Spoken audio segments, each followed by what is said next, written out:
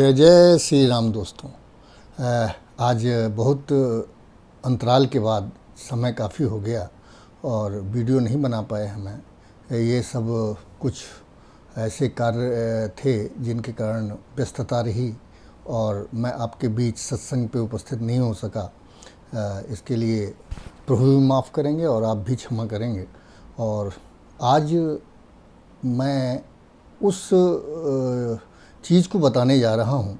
पूरा वीडियो देखेंगे तो पता चलेगा हमारे महाराज तुलसी कितने बड़े ज्योतिषाचार्य थे और उनका पावन उद्देश्य था कि मानव का हित हो, जन मानस खुश रहे, जनमानस की जो अभिष्ट प्रश्न हैं उनके उत्तर उनको प्राप्त हो सके।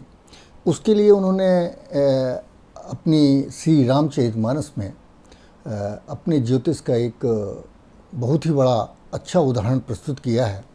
और ताकि जिन प्रश्नों के उत्तर जानने के लिए लोग मित्रों हज़ारों रुपए खर्च कर देते हैं बाज़ार में बैठे हुए ज्योतिषियों के पास, तो उन्होंने मुफ्त में ही रामचरितमानस के माध्यम से आपके अभिष्ट प्रश्नों का उत्तर दिया है। और जैसा कि आप जानते ही हैं कि जो उनका संत होने से पहले का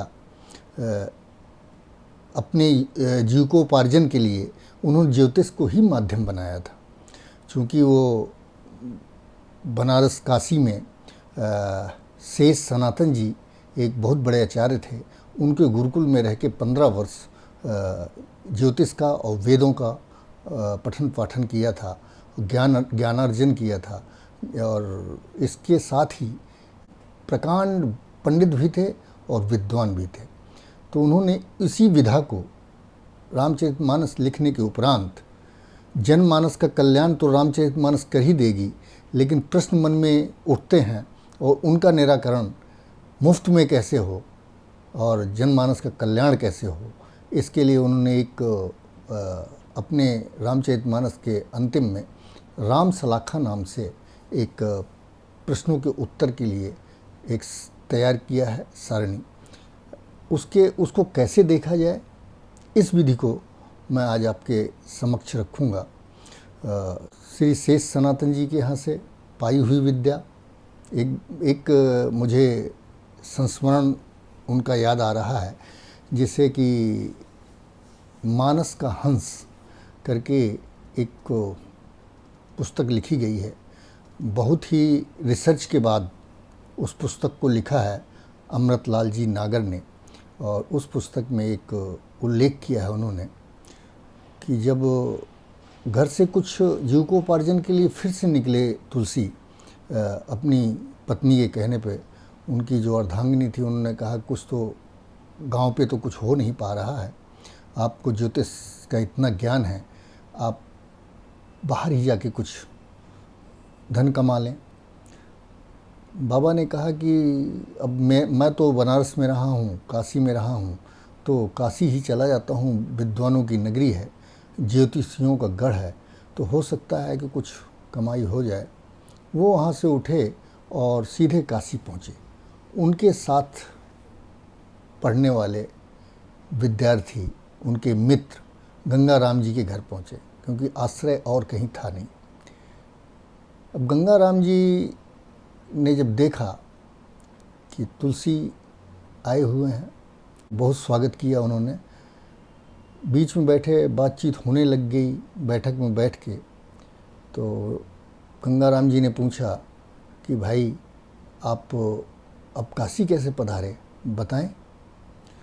तुलसीदास जी बोले कि भाई गंगा राम जी, हम भी सोचते हैं कि कुछ धनार्जन किया जाए और कुछ यहाँ पे देखेंगे काम वाम कुछ मिलेगा तो किया जाएगा। तो उन्होंने कहा मित्र आप आ गए हो और आपकी ज्योतिष, हम पूरी कक्षा में जितने विद्यार्थी थे सबसे अच्छी आपकी गणना थी, तो एक गणना कर दीजिए। काशी के नरेश का बेटा गायब है और कई ज्योतिषी बता चुके हैं कि वो शायद लौटेंगे नहीं, राजकुमार, और आपकी गणना क्या कहती है वो करके दे दें। काशी नरेश ने उसमें बहुत सारा पुरस्कार रखा हुआ है कि जो सही बताएगा, सटीक बताएगा, जो ज्योतिषी उसको वो पुरस्कार मिलेगा।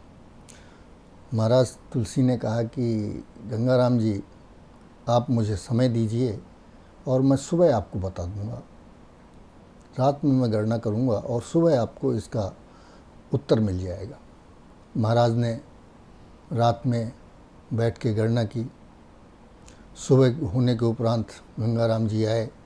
गंगाराम जी ने पूछा कि भैया कुछ देखा?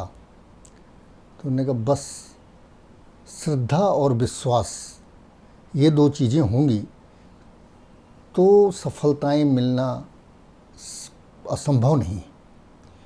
और मेरी गणना के अनुसार भैया राजकुमार, ये 2.5 घड़ी का उनके ऊपर संकट आया हुआ था, काशी के ऊपर भी और राजकुमार के ऊपर भी, और वो कट चुका है और दोपहर 12 बजे तक राजकुमार सकुशल वापस आ जाएंगे। गंगाराम को आश्चर्य हुआ। गंगाराम बोले, चलिए तुलसी जी, आप हमारे साथ चलिए और राज दरबार में इस बात को बताइए। महाराज ने कहा, नहीं गंगाराम जी, चूँकि मैं कल ही आया हूँ, इस काम को आप ही करें और आप ही बता दें महाराज से कि सकुशल हैं उनके राजकुमार, कुछ भी नहीं हुआ उनको, और वो 12 बजे तक आपके यहाँ उपस्थित हो जाएंगे। गंगाराम जी दरबार में गए। बहुत सारे ज्योतिषी बैठे हुए थे, तमाम तरह की गणनाएं चल रही थीं। राजा साहब बहुत दुखी थे। काशी नरेश,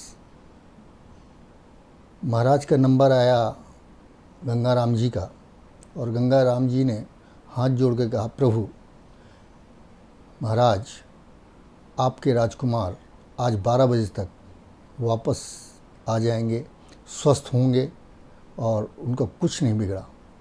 हुआ वही, 12 बजे राजकुमार लौट के वापस आ गए।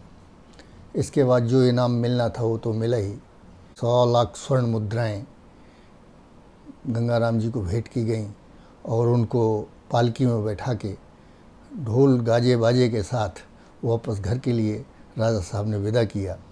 और जब ढोल और मंजीरे और संगीत की आवाज़ सुनी तो तुलसी महाराज भी बाहर आए देखने के लिए, भैया यहाँ क्या हो गया। देखा उनका मित्र फूल मालाओं से लदा हुआ वापस आ रहा है। तुलसी जी प्रसन्न हुए और गंगाराम जी उतर के आए और गले से लिपट गए कि दोस्त, आज तो बहुत बड़ा काम हुआ है और राजकुमार लौट आए हैं, और ये इनाम है, ये पुरस्कार राशि हमको राजा की तरफ से मिली हुई है, ये आपकी है। और महाराज तुलसीदास जी ने कहा, नहीं गंगाराम जी, ये चूँकि आपने बताया उनको जाके, तो पुरस्कार राशि आपकी हुई। इसी बात पे काफ़ी बहस हुई और उसके बाद कुछ मुद्राएं उनको और कुछ मुद्राएं स्वयं तुलसीदास जी ने 25,000 स्वर्ण मुद्राएं ले लीं और बाकी किसी अनाथ आश्रम में और कुछ गंगाराम जी को इस तरह से दे करके वो वापस आ गया। मेरे कहने का तात्पर्य यह है, जो मैं आपको बताना चाहता हूँ, कि तुलसीदास जी जैसा ज्योतिषाचार्य उस समय नहीं था और आज भी नहीं। तो और कई बार ज्योतिष विद्या ने उनकी जान भी बचाई। जैसे अकबर के सैनिकों ने पकड़ा, ज्योतिष विद्या ही काम आई और वहाँ भी बता के निकल गए, बच के निकले। तो ज्योतिष उनके काम बहुत आई। उसी को लेकर के महाराज तुलसीदास जी ने, चूँकि ज्योतिष विद्या का उन्होंने कभी उपयोग संत रूप में फिर नहीं किया, लेकिन आदमी कहता है कि भाई कुछ भी जाए, कुछ भी चला जाए, आदमी अपनी विधा नहीं भूलता और कहीं न कहीं उसका अंश छोड़ता है। तो उन्होंने अपनी रामचरितमानस में श्री रामचरितमानस लिखी तो एक ये भी रख दिया कि मेरे जो भक्त हैं, राम के जो भक्त हैं, वो कम से कम अपने अभिष्ट प्रश्नों का उत्तर इनसे जान सकें। सबसे पहले मैं आपको बताना चाहता हूँ कि उसके लिए आपको करना क्या है। सबसे पहले स्नान ध्यान करिए, श्रद्धा विश्वास रूपिणों शंकर और भवानी पार्वती जी को याद करिए, माँ जगदम्बा, और साफ स्वच्छ वस्त्र पहन के, हो सके तो सामने एक राम दरबार की फ़ोटो लगाएं और एक लाल कपड़ा बिछा के पवित्र रामचरितमानस को रखें, उस पर धूप दीप से आरती करें और इसके उपरांत आप उसको खोलें। मैं अब आपको रामायण से ही, रामचरितमानस से ही उस जगह, उस पृष्ठ को दिखाऊंगा जहां राम सलाखा लिखी हुई है और उसी में बताएंगे कि उसके देखने की विधि क्या है। एक तीली लें हाथ में और आंख बंद कर लें, श्री राम रघुनाथ जी का स्मरण करें और रघुनाथ जी का स्मरण करते हुए उस तीली को उस राम सलाखा में घुमाएं और जब घुमाते हुए अपने अभिष्ट प्रश्न को मन में रखिए, मन में उसको धारण करिए, एक बार मन में ही उच्चारण करिए और राम का नाम लेते हुए आँख खोलिए। वो तीली जिस अक्षर के ऊपर रखी हो उस अक्षर को आप अपनी एक कॉपी पे लिख लें। जैसे रा आया तो रा को आप लिख लें। उसके बाद वहाँ से आगे 9 खाने और गिने, जो अक्षर आए, जो वर्ण आए उसको फिर लिखें।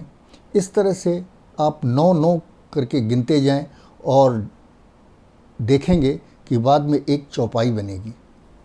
और मैं आपको अब दिखाना चाहता हूँ, उस राम सलाखा के दर्शन करिए और दर्शन करने के उपरांत आप उसमें कैसे रखा जाएगा ये विधि में बताऊँगा। चौपाई कैसे बनेगी ये भी मैं दिखा दूँगा उसमें। जय जय श्री राम। मित्रों, श्री रामचरितमानस में ये है प्रश्नावली और ये है राम जी की सलाखा। इसको राम सलाखा इसलिए बोलते हैं कि ये राम की प्रश्नावली है। ये तुलसीदास जी का अपना एक पूरा ज्योतिष इसमें समाया हुआ है। आपके सारे प्रश्नों के उत्तर इसमें समाये हुए हैं। ये तुलसीदास जी की महानता है कि ये निःशुल्क है और उपलब्ध है, सभी को उपलब्ध है। तो अब इसके देखने की विधि तो हमने आपको पहले बताई दी थी। इनको रामचरितमानस को एक लाल कपड़ा बिछा के उनके ऊपर रखिए और इस तरह से पवित्र हो करके और श्रद्धा और विश्वास से आंख बंद कीजिए, राम का नाम लीजिए, अपने अभिष्ट प्रश्न को अपने मन में रखिए और आंख बंद करके इसको घुमाइए, इस राम सलाखा को, और राम कहते हुए इसको रोक दीजिए। ये मान लीजिए अब ये रुकी हुई है, ये कोष्टक है माँ का। हम इस माँ को अपने यहाँ लिख लेते हैं, हम यहाँ पे लिख लेंगे। इसके बाद इसके आगे से फिर 9 अंक जोड़ेंगे। 1 2 3 4 5 6 7 8 9। ये रा आया तो इसको इसके आगे लिखेंगे। इसके बाद फिर से गिनेंगे 1 2 3 4 5 6 7 8 9। फिर आएगा ची। इनके आगे से फिर गिनेंगे 1 2 3 4 5 6 7 8 9। 1 2 3 4 5 6 7 8 9। 1 2 3 4 5 6 7 8 9। इस तरह से दोस्तों, जब तक कि हमारी चौपाई पूरी न हो जाए तब तक उसको 9 गिन के लिखते रहना है और देखेंगे कि एक चौपाई बन के आएगी और उस चौपाई को फिर हम पीछे देखेंगे। जैसे कि हमें अभी एक चौपाई जो इस समय मिली है हमें हमारे उसमें, वो चौपाई मैं दिखाता हूँ। ये है वहीं हैं सोई जो राम रचि राखा, को कर तर्क बढ़ावें शाखा। अब इस प्रश्न का क्या उत्तर मिल रहा है वो इसके नीचे ही देते हैं महाराज तुलसीदास जी। यह चौपाई बाल कांड अंतर्गत शिव और पार्वती के संवाद में है। प्रश्नकर्ता को इस उत्तर स्वरूप चौपाई से यह आशय निकालना चाहिए कि कार्य होने में संदेह है, अतः उसे भगवान पर छोड़ देना ही श्रेष्ठकर है। इसी तरह से और भी चौपाइयाँ निकलेंगी और आपके अभिष्ट प्रश्न का उत्तर आपको मिल जाएगा।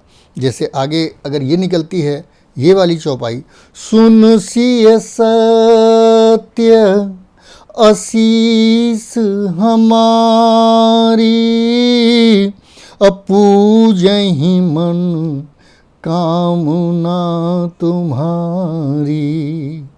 ये चौपाई अगर आपकी आती है आपके प्रश्न के उत्तर में, तो इसका ये है, यह चौपाई बालकांड में श्री सीता जी के गौरव पूजन के प्रसंग में है।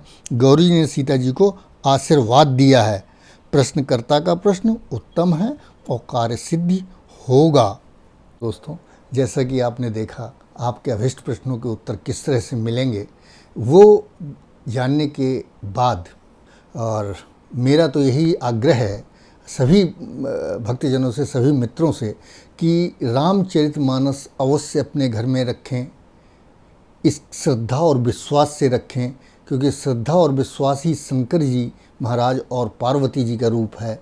और इस शुरुआत जो करी है हमारे महाराज तुलसी ने, वो श्रद्धा विश्वास रूपिणों से की है। इसलिए इसकी श्रद्धा से रखें, अपने पास रखें, हर घर में रखें, और जितना हो सके नित्य प्रति कम से कम 5 दोहे अवश्य पढ़ लें। ज़्यादा टाइम नहीं लगता 5 दोहे पढ़ने में। अर्थ सहित पढ़ें, पता चले कि उस दोहे का, उस चौपाई का, उस छंद का अर्थ क्या है। और कुछ दिन बाद तो यही रामचरितमानस अपने अर्थों को, विशेष अर्थ जो उनके हैं, वो आपको बताना शुरू कर देंगी। आप एक बार विश्वास करके देखिए।